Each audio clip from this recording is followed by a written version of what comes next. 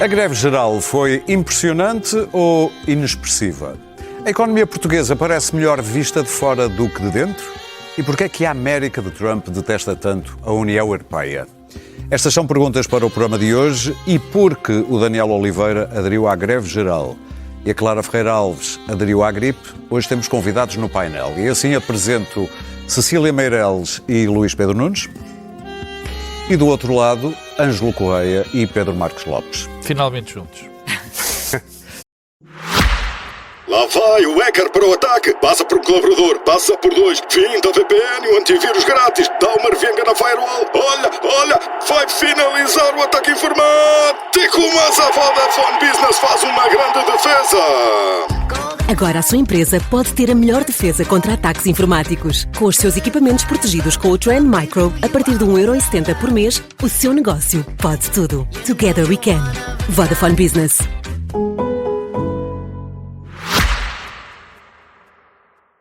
Sejam bem-vindos e muito obrigado por terem aceitado o nosso convite. Vamos começar pela greve geral e pela Cecília.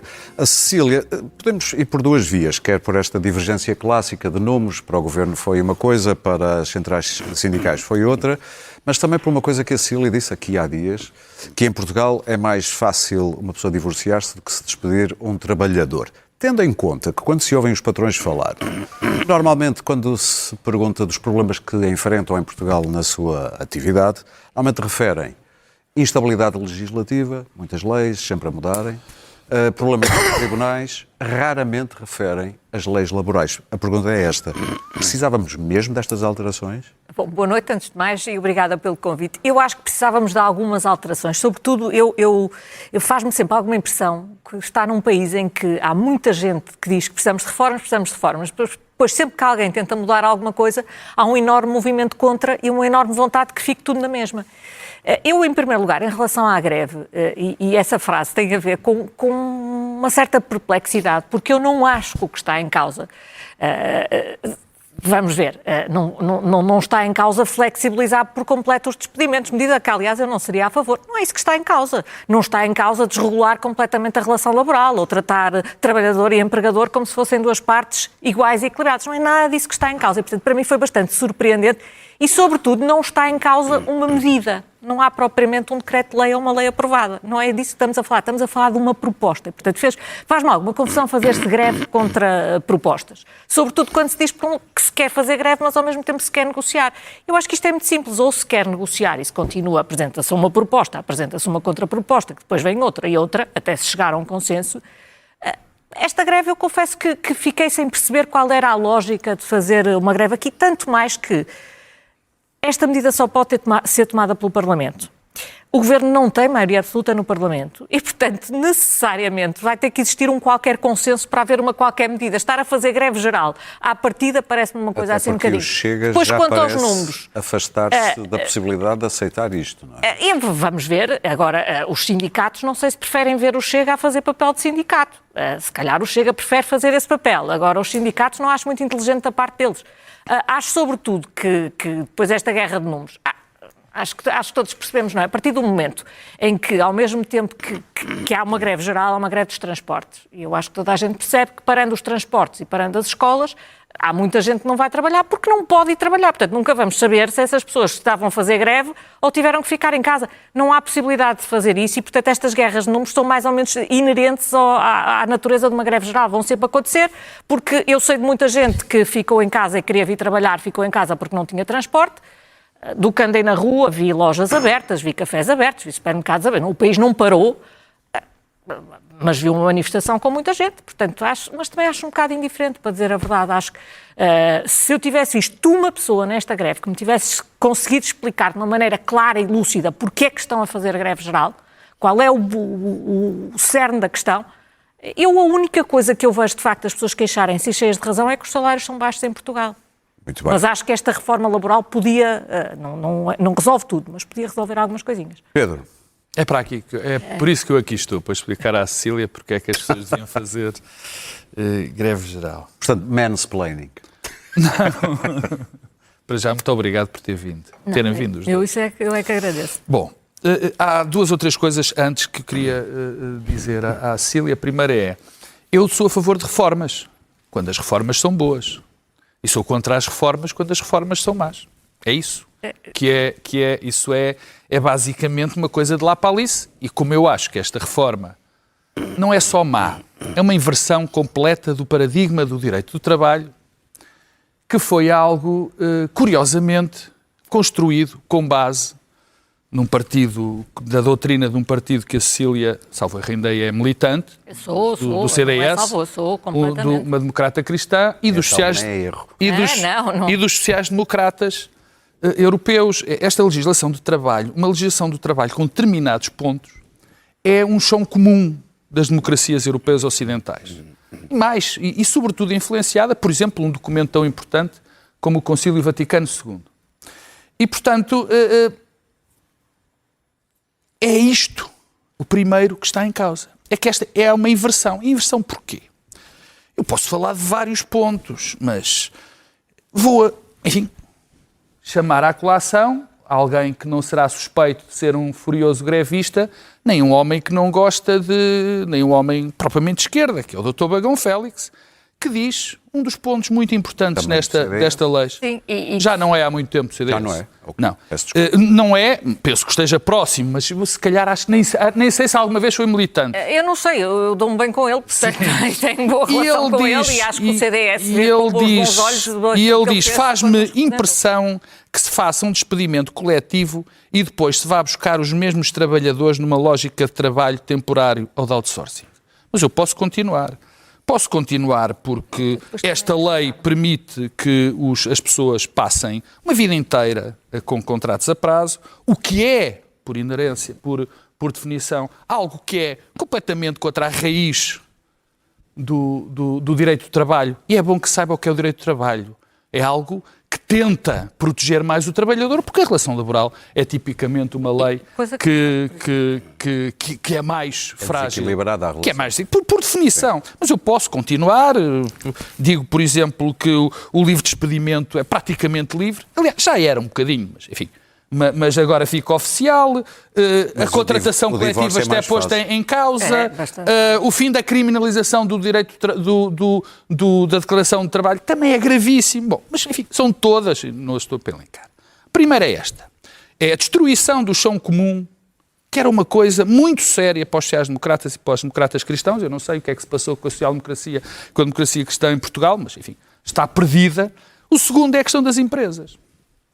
E aqui também vou invocar o nome do empresário por quem eu tenho uma profunda admiração, que é o José Teixeira, o presidente da DST, uma sociedade, um grupo de empresas muito grande de Braga, inovador, um tipo extraordinário, uma empresa exportadora, e ele diz que este pacote laboral é um retrocesso que só interessa a empresários retrógrados que se movem apenas à custa da precariedade.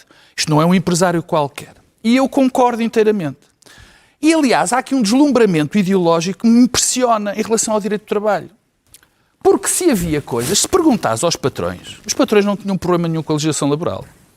E os patrões sabem perfeitamente que já despediam quem queriam.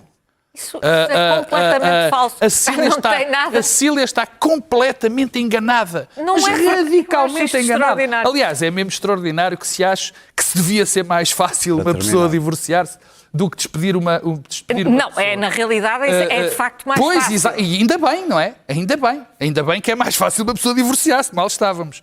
Mas há aqui, só das empresas, o governo podia ter optado por menos burocracia, menos custos de contexto, menos leis e taxas e taxinhas, menos isto tudo. Não, senhora, quem é que apostou foi na mexida na lei laboral. Deixa-me só terminar dizendo que quando o Primeiro-Ministro afirmou que a greve geral era política, está coberto de razão. Como se defender a dignidade, o posto de trabalho, que é uma coisa essencial para todos nós, as relações de trabalho que temos, é o que faz parte daquilo que nós somos. Se isso não é política, então... Valha-me Deus, eu não muito rapidamente, antes de ouvirmos o Ângelo Correia, a Cecília queria contribuir. Eu queria substituir-me pelo Miguel Prata Roque. Eu só queria dizer uma coisinha, também citando o professor Bagão Félix, que ele disse que ainda ia ver a CGTP a defender a reforma laboral dele, e viu esta semana. Ai, mas eu também eu. Muito bem. Ai, eu Vamos também. ouvir. Mas na altura também era um enorme Cecília. ataque à democracia cristã. Oh, não, também não era, punha em não era, causa a não. dignidade dos Não era. trabalhadores. Essa Cecília, conversa é por a isso- mesma conversa. é por isso- Aconteça o que acontecer, Não. sempre que se mexe no Código Laboral, Não. vem essa conversa. É por isso- gasta. é por e isso até que eu fico- vagamente Deixa-me só- anacrónica. Sim, foi. É sempre a mesma Sim. conversa. É por isso que eu fico espantado de tu defenderes esta bem. legislação. Porque se tu defendias a de Bagão Félix, mais é flexibilização. impossível defenderes esta. Claro que defendo mais flexibilização. Muito bem, como é vamos evidente. ouvir. Se defendias a outra, não podes defender Vamos esta. ouvir o Não, Ângelo esta eu Correia. defendi a outra contra as pessoas que estavam a dizer exatamente a mesma conversa que eu ouço Já agora. Mas isto percebemos. não é leis contra as pessoas, não é isto, não é por Ângelo argumentos, é pelos Correia, factos, pelas leis. diga-nos Ângelo o- Correia, desculpe. Porquê é que acha que o Governo se afincou tanto nestas alterações à legislação laboral? É isso que eu não percebo. Ora bem. Isso eu não percebo. Toca no meu problema que antes de mais, antes do conteúdo, que também isso é que é decisivo, não houve uma pretensão de tocar o problema pela forma. E é pela forma que eu acho que o Governo está a cometer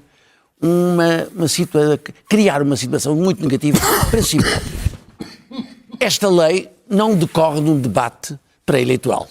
E devia ter decorrido, minimamente.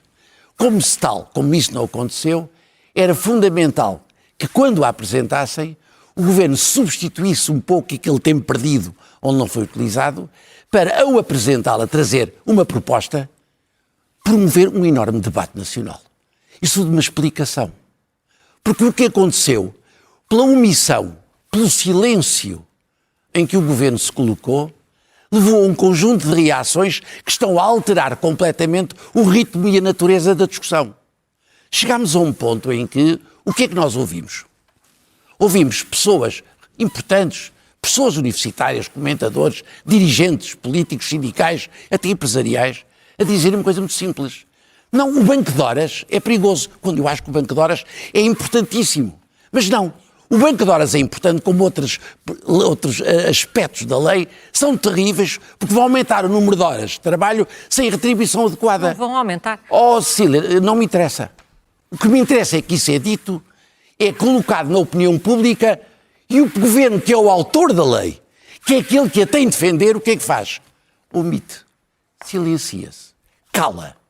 Ou seja, o Governo deixa proliferar todo o movimento contra ele sem organizar aquilo que devia ter feito de início, que era a explicação e, como não fez, ao menos a resposta. Está a dizer que isto é um instrumento para qualquer coisa, por parte do Governo? Não sei se serve apenas para uma coisa a seguir, que é, no fundo, não se fazer a reforma e o Governo tem uma justificação política de dizer, lá está, eu queria uma reforma, mas ninguém me deixa fazer. O velho não nos deixam trabalhar? Não nos deixam trabalhar. Ora bem, mas antes de chegar a essa conclusão, que eu não digo que é a conclusão, digo que é uma eventual possível conclusão, deixe-me alinhar um pouco mais elementos sobre esta natureza.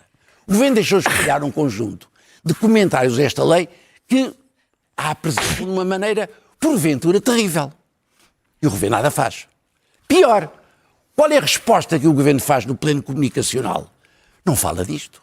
Não aborda isto e transpõe a comunicação para um plano exótico, que é o plano de... a lei laboral, isso é sensacional. O nosso salário mínimo, isso vai para 1.500 euros no fim da legislatura. Acho que era para 3 mil. O nosso salário médio vai para 3.000 euros, se calhar. Ou seja, o Governo coloca um objetivo aparentemente decorrente da lei laboral, mas que todas as pessoas de bom senso sabem que é irrealista. Ou seja, o Governo agita um irrealismo sedutor, uma flor linda, que não virá. Para quê? Para compensar e para justificar esta lei. Ou seja, o Governo não fez o que devia, no princípio, não fez o que devia no meio, quando as críticas são totais e ninguém explica. E no fim, remata de uma maneira para fugir ao debate e colocar num plano do mito. Ora bem, esta atitude leva-me a pensar que se calhar, para concluir, ainda falta um ponto. Sim. É que esta lei tem de passar pela concertação, podia alto isto muito bem. Mas a última análise, o último local onde passa é no Parlamento. Ora, o Governo, quando tinha as leis dos estrangeiros, da nacionalidade, o que é que ele fez?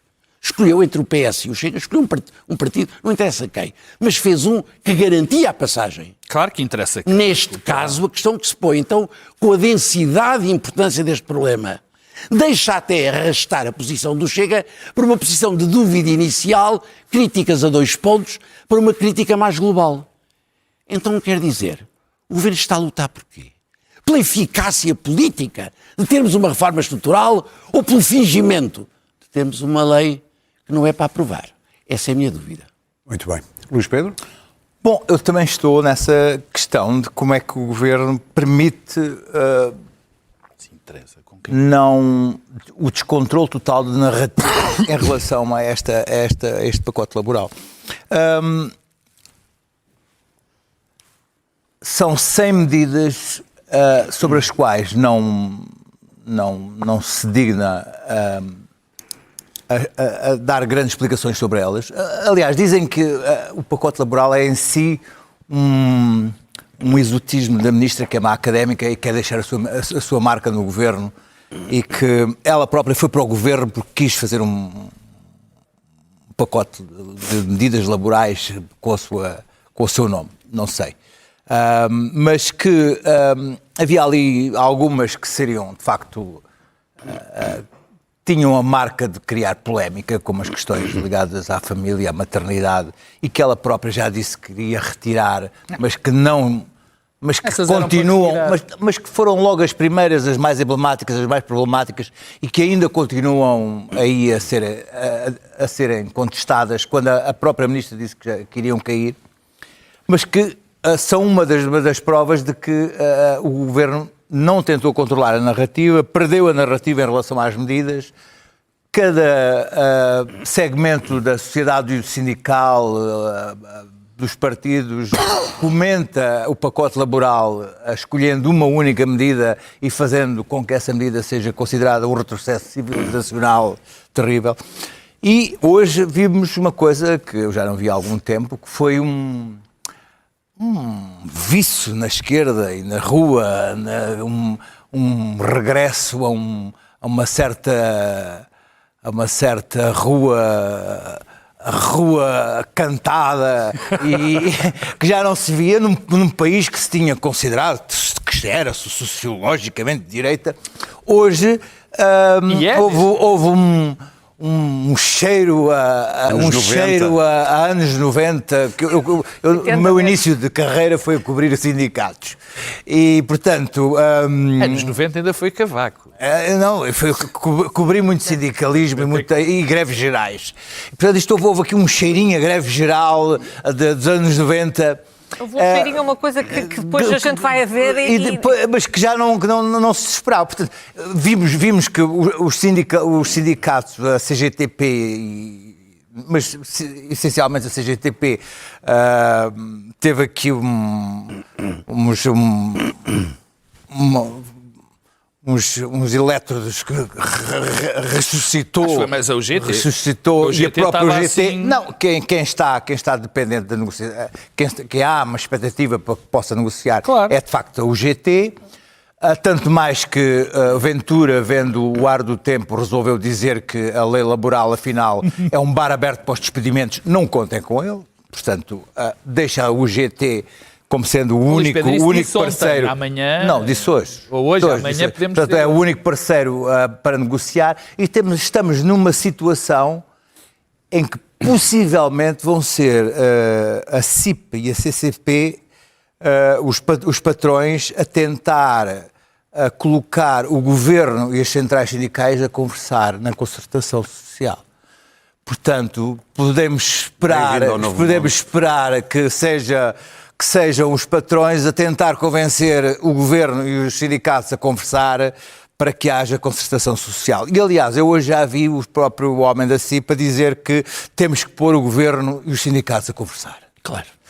Portanto, é um novo paradigma, é este. Muito bem.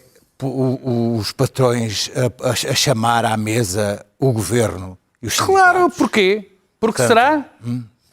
Pedro, avançamos porque temos uma economia, que está a crescer a 2%, pleno emprego, e esta economia já não cresce mais sem reformas. Pedro, vamos para o segundo tema. Estávamos a falar da economia vista de dentro E das reformas. e vista de fora. Pelo The Economist, nós somos a economia do ano, uma economia vibrante. Não é visto fora e de dentro. Quer dizer, o que nós temos assistido nos últimos anos é a construção de uma narrativa muito interessante de que isto é tudo uma desgraça.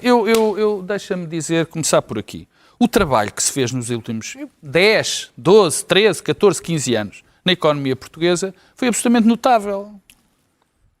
E quem vê debates e quem lê os jornais parece que está tudo ao contrário. Bom, eu recordo, por exemplo, uma reforma estrutural absolutamente extraordinária que aconteceu neste país, que está esquecida.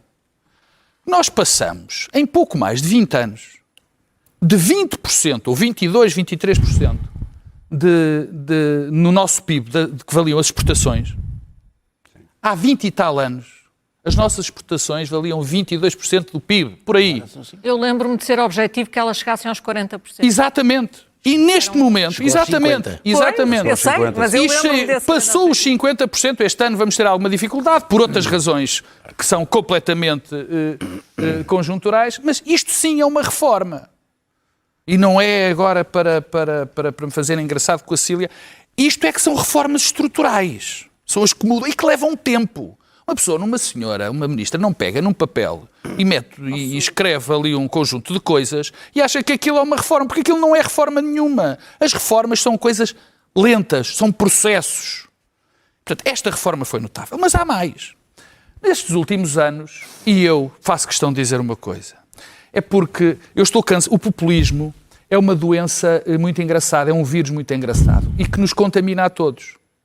Porque cada vez, e eu já disse isto aqui muitas vezes, o Luís Pedro é testemunha, que toda a gente diz mal da economia e a nossa economia está ótima, não está ótima, mas está muito boa, e toda a gente diz, elogia ao Costa, e outros, enfim, dirão, elogia ao Passos Coelho. Não é nada, estas reformas são processos, e o que convém é que não sejam paradas cada vez que entra um novo governo, que é o que acontece, infelizmente, muitas vezes em tribunal, em Portugal. Mas não há aqui mas há mais.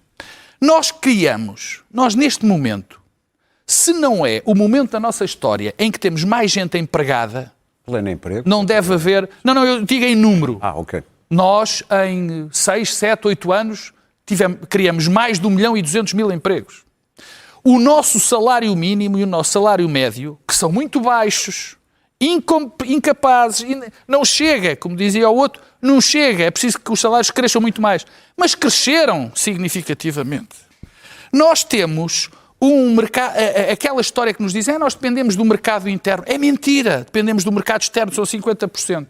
Não, a desburocratização avançou, não avançou muito, mas avançou. Há alguma coisa que já foi feita, todos nós sabemos isto. Temos um problema com a habitação grave, porém, esquecemos muitas vezes, que é um problema gravíssimo. Que afeta toda a percepção do resto. Que afeta toda a percepção do resto, mas não nos podemos esquecer dos números também, que há uma tendência também para... 72%, salvo erro, das pessoas têm casa própria. Portanto, temos uma brutal pressão naqueles 28% que transforma toda esta percepção, que é grave. Eu termino já. Depois, e é bom, a nossa economia foi tão forte, teve um crescimento, teve uma potencialidade tão boa, que gerou potência tão boa, que foram precisos importar mais de 1 milhão de trabalhadores. Porque se não tivéssemos importado, e peço desculpa de tratar as pessoas como coisas por importação, se não tivéssemos trazido essa gente, a nossa economia não tinha crescido tanto. Mas agora também anda tudo esquecido. À procura. E para terminar, há um ponto, que é a questão do CNS. Porque sempre que nós falamos, o Serviço Nacional de Saúde está um caos. Eu tenho novidades para dar. De facto, o nosso Sistema Nacional de Saúde podia estar muito melhor. Muito melhor. É grave, tem problemas graves. Mas o nosso Serviço Nacional de Saúde compara muito bem com os países que nós gostamos de comparar. E não é, vou repetir, não é um caos. É mal gerido, gasta-se demasiado dinheiro nele. Portanto, talvez agora com o Carlos Alexandre a coisa se resolva, não é? Mas é assim. Ângelo Correia, partilha desta opinião? Eu partilho da opinião que o que o Economist fez foi um louvor a Portugal. Sim. E ainda bem que o tivemos. Desculpa, Sr. Engenheiro, só uma coisa. Em 2022 já tínhamos sido a segunda melhor. Bom, acho que nem interessa se eles têm razão ou não. A imagem de Portugal melhorou. O nosso ego tem razão para estar melhor. Portanto, isso é que me interessa, o efeito político. Agora, os critérios que o Economist utilizou são corretos. Esqueceu-se de dizer uma coisa que muitas pessoas não avaliam bem em Portugal. É que o poder de compra individual em Portugal tem subido desde há uns anos, sempre, todos os anos. Ou seja, nós não estamos em regressão de rendimento, pelo contrário, estamos a melhorar. Logo, a análise está certa. Quais são os problemas? São dois, muito simples.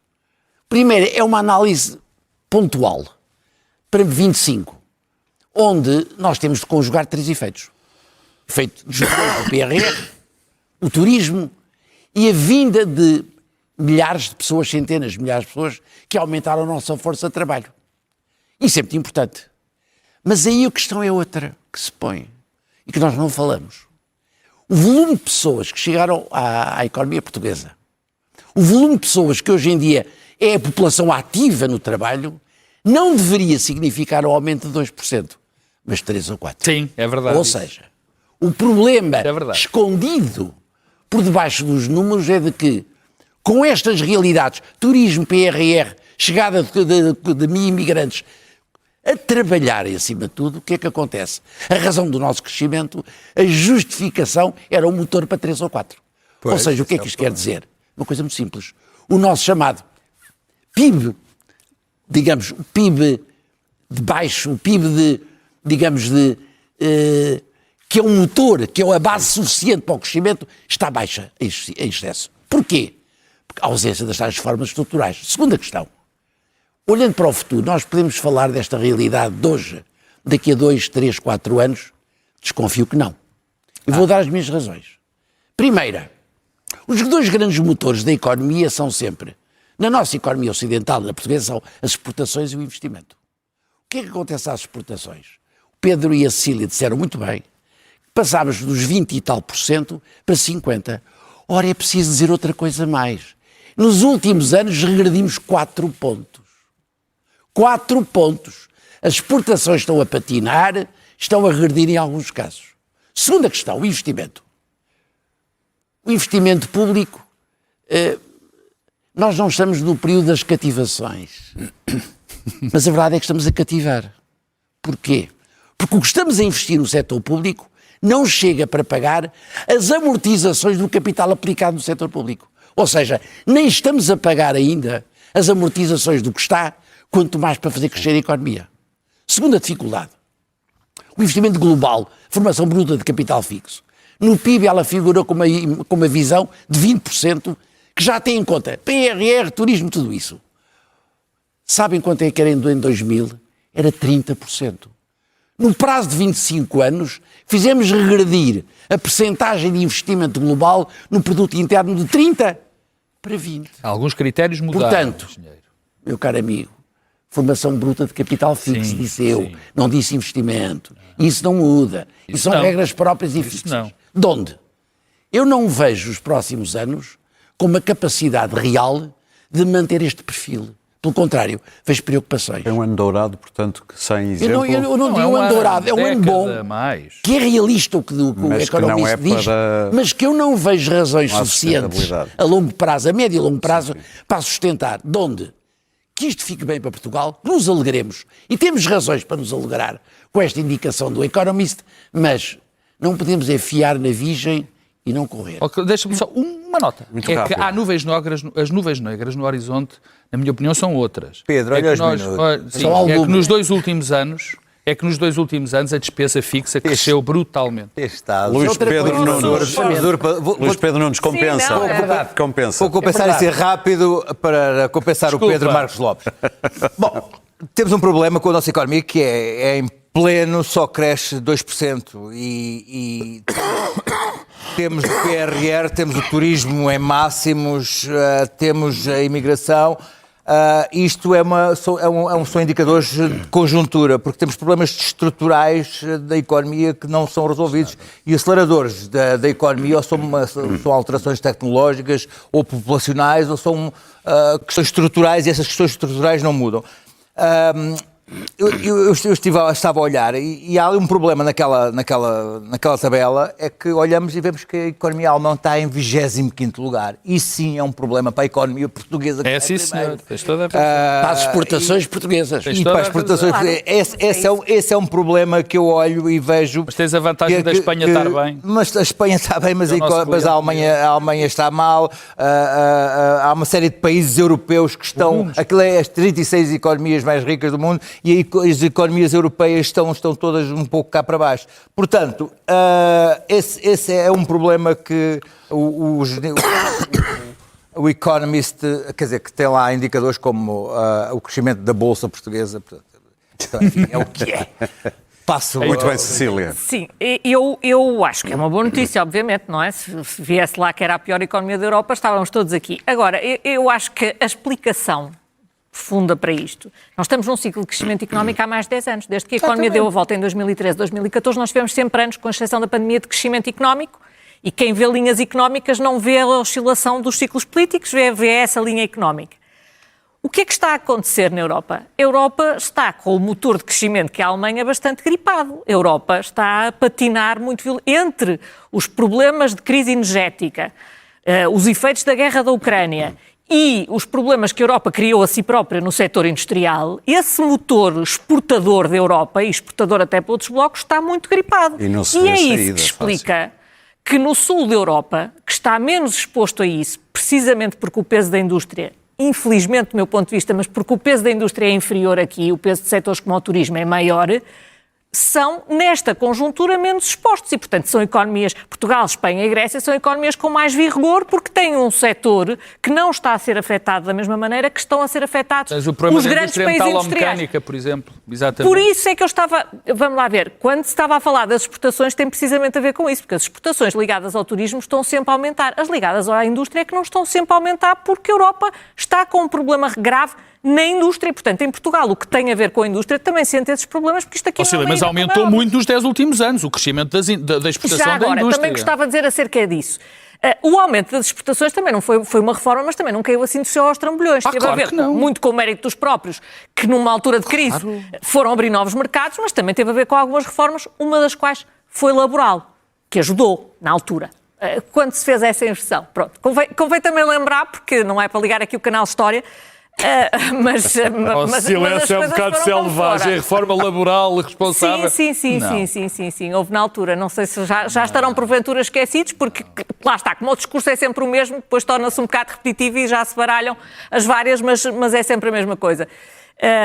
Mas para dizer isto, eu vi também já agora, porque muita gente diaboliza o turismo, é verdade que o turismo não é só rosas, não é? Porque se as pessoas vêm para cá, isso cria pressão do ponto de vista da habitação, isso cria pressão do ponto de vista dos serviços, mas trazem riqueza. E se nós retirarmos o turismo agora, ou como se o retirarmos ao longo destes 10 anos, eu posso garantir que Portugal desaparece completamente. Agora é uma estupidez num discurso. O discurso contra o turismo é das coisas... Vamos agora para o nosso último tema. Resolver os problemas que o turismo pode criar, não é acabar com o turismo. Vamos para o nosso último tema, e eu vou já dar a palavra a Ângelo Correia, só fazer aqui um pequeno enquadramento. O J.D. Vance já tinha dito, em fevereiro, o que é que pensava da Europa e os Estados Unidos pensavam da Europa. Agora está em papel o documento do Departamento de Estado sobre aquilo que poderemos chamar a doutrina estratégica americana. E depois, ainda por cima, Trump deu uma entrevista ao Politico a dizer que isto é um continente faz lembrar o Império Romano quando estava em decadência e gerido por líderes fracos. E a Europa não, União Europeia. E era isso que eu lhe ia perguntar. Porquê é que os Estados Unidos odeiam tanto a União Europeia? Por uma razão. Porque em tempos podia ter sido um poder que contrapunha ao poder americano. Lembra-se o Servan Schreiber, quando falou de défi americano. Quando o Giscard d'Estaing, o grande presidente Giscard d'Estaing, por exemplo, referia a necessidade da Europa se transformar num poder. Ora bem, a Europa não se transformou num poder e hoje em dia paga a fatura disso. Complementando essa ideia, justificando um bocadinho o tema anterior, quando nós falamos das nossas exportações, temos de perceber que a Europa, no seu todo, está a viver 4 revoluções, 4 questões gravíssimas. Uma revolução digital custa dinheiro, uma revolução face às mudanças climáticas custa muito dinheiro, um apoio à Ucrânia custa muito dinheiro. Ora, e o próprio funcionamento da União. Ou seja, cada vez temos mais sobrecargas dentro da Europa. E o dinheiro que resta para o consumo interno cada vez é menor. Bom, esta mensagem do Presidente dos Estados Unidos é um conceito estratégico, uma moção estratégica para 10 anos, é a tradução da maior gravidade, não é uma intervenção simples, é profundamente grave, que coloca os Estados Unidos numa versão completamente diferente daquilo que nós o conhecemos. Mas que continua em algumas áreas uma linha histórica que começa nos princípios do governo Obama. Em primeiro lugar, os Estados Unidos passam de potência multilateral, do grande promotor das regras mundiais de governação do mundo, do multilateralismo, para um país nacionalista, isolacionista e sem vontade de ter relações cooperantes com o resto do mundo. Segundo, regressamos em segundo lugar à doutrina Monroe, já muito antiga, de influência, que é aplicada, ou seja, a potência diretora tem um poder um droit de regard muito forte em relação à sua área regional, da qual os Estados Unidos já disseram que é, no fundo, 3 países. É as Caraíbas e a América Central, mas são 3 países. Venezuela, Cuba e Nicarágua. Significa isto que os Estados Unidos deixaram de ser o polícia do mundo? Significa. Os Estados Unidos abandonam a noção de polícia do mundo, mas não perdem a relação com a Europa, mas esvaziam-na, ou pior, condicionam-na. Dizem, a Europa é muito importante culturalmente para nós, etc., se bem que nunca falem da relação atlântica. Porque a relação atlântica não é uma relação geográfica, não é um oceano, é uma cultura, é uma economia, é um modo de vida, é um modo de estar, é uma genética até, comum às vezes aos dois lados. Os Estados Unidos abandonam a ideia, mas dizem uma coisa gravíssima, que é esta: sim, a Europa terá sempre a nossa compreensão, na exata medida em que ela se adaptar e modernizar. O que é modernizar? Eles citam. São as chamadas ideias da resistência. Ou seja, tudo aquilo que sejam partidos não europeístas, portanto, eurocéticos e nacionalistas, terão o nosso apoio. Nesse sentido, nós temos boa relação com a Europa. Se não, manteremos o droit de regard. Ora bem, curiosamente, a China e a Rússia, que no anterior conceito, há 10 anos, explícito há 10 anos, foi um dos temas do meu doutoramento. Há 12 anos, foi esse mesmo. Dizia uma coisa importante. A Rússia é considerada uma ameaça.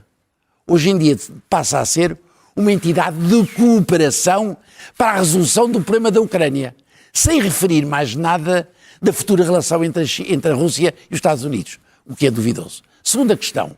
E para terminar, a China deixa de ser um ponto de ameaça permanente, mas de uma relação simultaneamente de cooperação, acordo e entendimento na economia e competitiva, mas ao mesmo tempo um fortalecimento do poder no Índico, no Pacífico, dos meios americanos. Não sei se é viável. Para acabar, a Europa, perante o conceito que os americanos expressaram, que a administração Trump expressou, eu não diria ao povo americano, mas o poder americano só tem 2 caminhos. Ou finge que não percebe, e pode ser triturado por isso, ou então, de uma vez por todas, responde. Responde não é vocalmente, não é agressivamente, responde para ela própria, no seu interior. Ou a Europa, de uma vez por todas, não quer, como querem os americanos, que cada Estado-nação se dissolva da relação com os outros e não tenha um espírito de unidade e cooperação perante as ameaças, isso é o que Trump quer, ou a Europa reforça os meios, não para se burocratizar, não para regular, mas para investir, para ter força, ter poder, inclusive militar. Enquanto a Europa não tiver poder, os americanos rir-se-ão de nós. Luís Pedro? Bom, assistimos ao colapso da política de bajulice que os líderes europeus têm feito em relação a Trump. Há uma coisa de tudo o que disse que tem razão, que é de que a Europa tem líderes fracos. E tem demonstrado isso. Aliás, li hoje se Trump se preocupava muito com a Europa. Não, Trump nem se preocupa muito com a Europa. Não é algo que ele se dedique muito a pensar. Agora,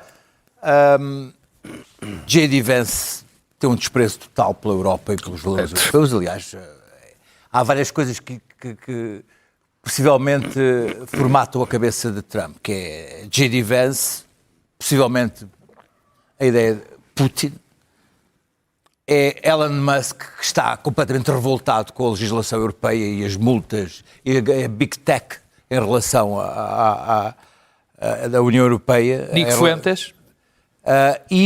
Finalmente, possivelmente, o seu algoritmo, porque o algoritmo de Trump deve-lhe dar a ideia de que a Europa está em chamas e tomada por muçulmanos que tomaram o centro das praças europeias. Portanto, há um desprezo de Trump por a Europa e pelo facto de algo na Europa ainda influenciar os liberais norte-americanos, com a ideia das políticas sociais, do Estado Social, do affordability. Há esse germe esse perigo que contamina as elites liberais dos Estados Unidos. Tudo isso Trump despreza e, por isso, pela primeira vez, há num documento a ideia de que a política norte-americana deve interferir na política europeia de modo a colocar governos de extrema-direita na Europa. Isso é qualquer coisa de novo e perigoso e que na Europa, não estamos preparados porque a Europa não se quis preparar, não se quis fortalecer para aquilo que sabia que Trump era. Cecília, já agora, António Costa respondeu, Ursula von der Leyen, não se ouviu nada. Noite. Mas força e Costa pois, também. Eu não estou a dizer que foi eu preferia outro tipo de resposta e já explico porquê. Eu acho que isto não foi, este documento não é propriamente, é grave, mas não é surpreendente. Claro. E é até mais racional do que muitos dos discursos dele têm ouvido. É um documento que se consegue ler e perceber qual é a lógica por trás daquilo e muitas vezes ouvindo Trump não se consegue. É claro, sim. Qual é a questão aqui? Acho que ele parte de um pressuposto que, do meu ponto de vista, é um pressuposto errado, que é a ideia de que os Estados Unidos não tinham estratégia, que andavam pelo mundo a fazer solidariedade e não a defender os seus interesses. Eu acho que os Estados Unidos sempre andaram pelo mundo a defender os seus interesses. Há uma razão de ser, não é propriamente uma vontade solidária com o resto do mundo, como é evidente, mas ele quer fazer crer isso. Mas, vamos lá ver, os Estados Unidos governam-se como entendem e eu acho que têm absoluta legitimidade para escolher outro caminho. E nós cá na nossa terra também temos absoluta soberania para escolhermos o nosso caminho. O que eu acho que é grave em relação a nós, em relação à Europa, é os Estados Unidos basicamente dizerem nós temos uma opinião sobre como é que a Europa se devia governar e os países na Europa se deviam governar, portanto vamos interferir nas suas escolhas. Isso é que já não é legítimo. Tipo Argentina ou Honduras, que é o que fizeram. Lamento muito, mas isso aí é que já... Isto não é uma colónia, são Estados soberanos. Agora, a resposta que eu gostava de ver da Europa, olha, a Europa anda, de repente acordou para a necessidade da sua defesa, anda há um ano a falar em defesa, em competitividade e em reindustrialização. Eu gostava de saber de concreto o que é que aconteceu este ano. Pouco. Nada. Não aconteceu nada. E, portanto, enquanto a Europa estiver aos pulos a comentar os documentos estratégicos do Sr. Donald Trump e dos Estados Unidos e não meter pés ao caminho e não perceber que esta coisa que nós andamos a dizer, temos que gastar mais em defesa, mas então onde é que vamos poupar? De onde é que vem o dinheiro? Não, isso há dinheiro para tudo, nada é posto em causa, que é uma incapacidade total de fazer escolhas. Isso é impossível. Dizendo, não se contabiliza, não há contabilizações de déficit, os países estão todos com dívidas, não é o caso português, felizmente, mas os países europeus estão todos com dívidas que estão a minar as suas economias, com o motor, como estávamos a ver, com a indústria completamente em dificuldades. Enquanto a Europa tem que resolver estes problemas, nós andamos a própria legislação do reporte de sustentabilidade anda para ser simplificada há um ano, ainda não conseguiram chegar a um acordo sobre uma simplificação de uma legislação que ainda não tinha sequer entrado em vigor. Isto é...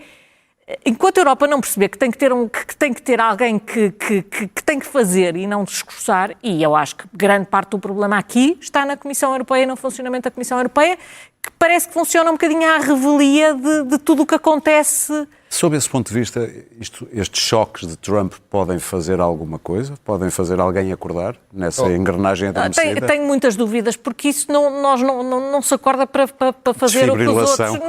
Não acho que o que vai fazer a Europa acordar, o que faz a Europa acordar, francamente, é o estado da economia, sobretudo na Alemanha. É isso que vai fazer a Europa acordar, infelizmente. E o que acontecer na Ucrânia? Só que eu receio que só acorde quando já estivermos numa crise, porque aí, para já, nós temos uma série de problemas que discutimos, mas discutir problemas em crescimento económico pode ser muito disruptivo e muito fraturante, mas é bastante mais fácil do que discuti-los no meio de uma crise económica. Temos esse problema chato que é a democracia, não é? Quer dizer, podes entrar na conversa. Bom, eu começo por aquilo que aqui os meus camaradas começaram pelo fim, que é o papel da Europa.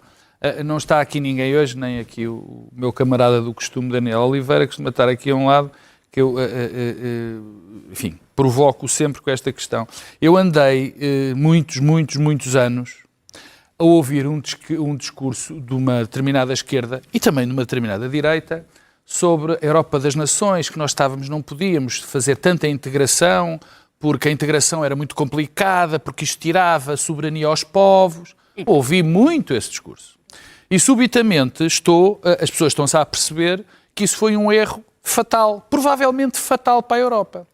A dificuldade... Ias tão longe como o federalismo? Eu ia, mas isso é outra história, mas isso são as minhas opiniões. Um dos problemas foi esse, foi de longe demais. Essa é a minha opinião. Diz o Ângelo que é inevitável na defesa. Mas olha, outra das coisas, tu és testemunha, quer dizer, nós pensarmos que podemos ter uma defesa comum quando este documento, sem o dizer, abandona a NATO. Sem o dizer. Mantenha a legitimidade da NATO, mas não lhe dá essa substância. Claro, obviamente. No efeito, acaba a NATO. Mas nós, quer dizer, enfim, tantas pessoas como eu, nós precisamos de uma defesa europeia.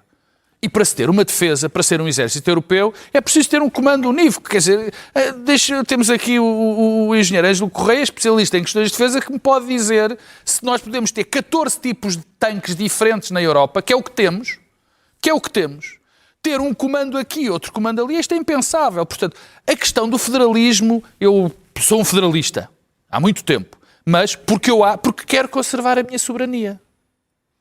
Eu sou federalista porque quero que Portugal seja um Estado soberano e que os outros países também sejam europeus. Mas não há Estados soberanos numa federação, não é? Não. É impossível. Não é isso. Apaga completo. Não é isso. O Estado soberano é a federação. Ele esqueceu-se dessa. Não, mas vocês não estão a perceber o que eu digo. Quer dizer, só nós conseguimos ter a nossa soberania, ou não em termos do seu conceito político, mas em questão de nós nos podermos decidir o nosso futuro, porque no Estado de Utah também se vota para o governador do Utah e para os senadores do Utah e para a Câmara de Representantes dos Estados Unidos e para o Senado dos Estados Unidos. Mas não vamos por aí. O que eu digo é que a maior integração foi esquecida. E agora nós estamos perante um dilema que é muito simples. Ou morremos todos separados, ou tentamos sobreviver juntos na Europa. É o que aqui está em causa. Não há nada mais em causa neste momento. Mas há 2 pontos. Antes, prévios, porque eu disse que começava por feio. Não, isso é uma invenção do meu querido amigo Ângelo Correia, que nós fartamos aqui brincar com ele neste programa, dizendo 5 ordens de razões. Normalmente depois são 7 ou 8. Não, desculpe, nunca diria 5. Nunca diria 5 ao seu lado, porque você não me deixa falar. Pronto. Era inútil. Dizemos primeiro, este documento é, sobretudo, um documento de uma declaração de guerra. Uma declaração de guerra aos valores e aos princípios, que também eram os americanos. Porque a América cometeu muitos erros. Muitos erros. Foi terrível em muitos momentos da história. Mas sempre foi, no fundo, um baluarte da defesa de pilares fundamentais para a democracia. Foram lá que as maiores conquistas da humanidade nos últimos séculos foram feitas. Os direitos das mulheres, os direitos do LGBT, tudo. Os direitos negros, a luta pelos direitos civis. Foram lutas essenciais que foram lá. E outras questões. E, portanto, isto acabou. E a última nota tem a ver com os traidores. Que é bom que nós saibamos apontá-los a dedo. Porque os Estados Unidos, e concretamente neste documento, e o Trump também disse, nós vamos apoiar uns senhores e vamos apoiá-los porque eles querem destruir a União Europeia e a Europa. É tão simples quanto isto. Portanto, nós temos dentro de nossas... Mas isso não é novidade. Nenhuma! Nenhuma! E também eles não escondem. Não, nenhuma das partes os esconde. Cília, mas o que é grave é que nós, muitas vezes, na Europa, recusamos a chamá-los por traidores. E é isso que eles estão a ser. Partidos populistas... O Chega são um conjunto de traidores, porque é a favor disto. Temos de terminar. Como é a AfD, como são os... Mas, curiosamente, a Le Pen não reagiu muito bem ao discurso. Sim, do porque é Trump. mais esperta. Muito bem. Temos que agradecer à Cecília Meireles e também à Ângelo Correia. Muito obrigado por terem vindo. Nós voltamos na próxima quinta-feira, provavelmente com o nosso painel habitual. Se não puder voltar connosco, saiba que estamos sempre em podcast e também na app da SIC Notícias. Jornal da Meia-Noite já a seguir.